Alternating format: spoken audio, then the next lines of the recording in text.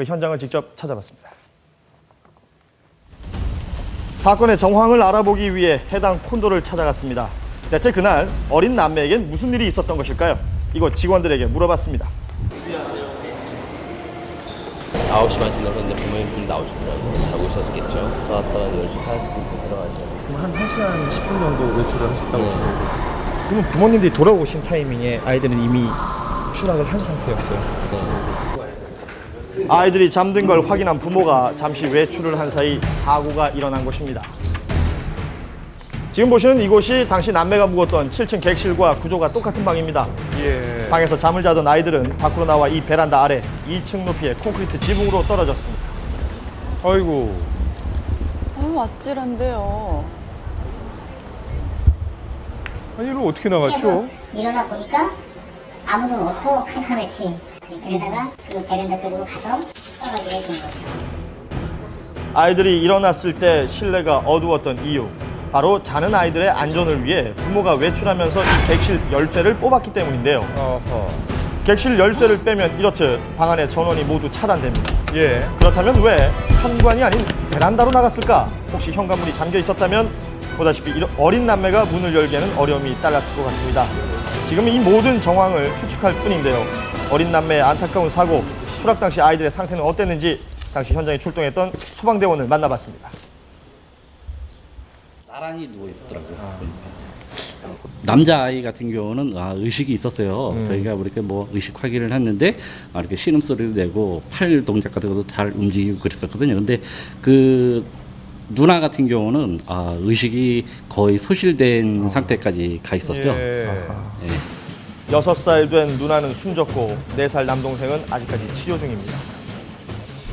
이번 사고에서도 볼 수 있는 것처럼 대부분의 부모님들은 아이들이 잠이 든 후 잠이 깰 때까지는 안전하다고 생각하는 경우가 많습니다. 그렇다면 우리 아이들, 이 낯선 공간에서 잠이 들 때 과연 안전한 것일까요? 아이들의 잠은 어른들과 많이 다르다고 하는데요. 직접 알아보기로 했습니다. 전문가와 부모의 동의하에 검사가 진행이 됐는데요. 다시 한번 해보자. 움직이면 또 해야 되죠. 어떻습니까? 우리 친구 좀 집에서 잘 자는 편인가요?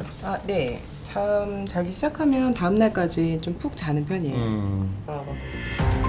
뇌파의 흐름을 통해 수면 상태를 확인할 수 있는 수면 다원 검사. 잠에도 여러 단계가 있다고 하는데요. 얼마나 깊게 잠드는지 이 검사를 통해 알 수 있다고 합니다. 집이 아닌 낯선 곳에서 잠을 잤을 때 과연 아이의 수면 상태는 어떻게 나타날까? 본인이 잠든 것 같이 보이죠? 같잖아요. 네네. 근데 가만히 실제로는? 있는 것 같지만 한 30초 이상 지금 잠을 깼다가 다시 이렇게 30초나. 눈을 감으면 보통 잠이 들었다고 생각하시죠? 그런데 뇌파의 파장이 큽니다. 예. 이건 곧 뇌가 깨서 활동을 하고 있다는 것인데요. 하룻밤 동안 아이의 수면 상태를 지켜봤습니다. 다음 날 검사 결과를 확인했습니다. 집에서는 잠을 잘 잔다는 아이, 과연 결과는 어떻게 나왔을까요? 옮기는 경우도 있거든요. 아이들의 경우에는 깊은 잠을 자다가 갑자기 잠을 깨서 뒤척이기도 하고 심지어는 주변 상황을 확인하고 자리에 앉기도 했고요. 예. 집이 아닌 낯선 곳이라 그런지 잠을 여러 번 깨는 행동을 보였습니다. 그래요. 지금 그런 모습을 보이는 게 이제 낯선 곳에서 잠을 자서 그런 건가요? 네. 그래서 아이들은 이제 수면 환경에 예민하기 때문에 잠을 자다가 중간에 깨게 되면 어떤 그 이성적인 판단이나 합리적인 사고를 하기 어려운 상태인 경우가 많습니다. 그래서 그런 상황에서는 어떤 일도 생길 수 있습니다. 아이들에게 이런 특성이 있다는 점 꼭 기억하셔서 휴가철 어린이 안전사고에 유의하시기 바랍니다. 25일의 시간 동안 어떤 일이 벌어질 수 있을까요? 한 사람의 인생이 바뀌기도 합니다.